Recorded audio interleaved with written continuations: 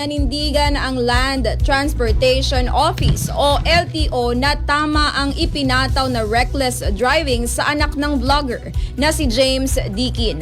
Ayon kay LTO Chief Marcos Lacanilaw nitong Miyerkules, batay sa kuha ng CCTV, tumawid sa double solid lane ang anak ni Dikin na nagdulot ng traffic sa Skyway noong Disyembre 18. Kasunod nito ang post ni Dikin tungkol sa umano'y inflated ticket na natanggap ng anak ng tumawid sa double solid lane matapos umanong huling napagtanto na kailangan niyang lumabas ng exit.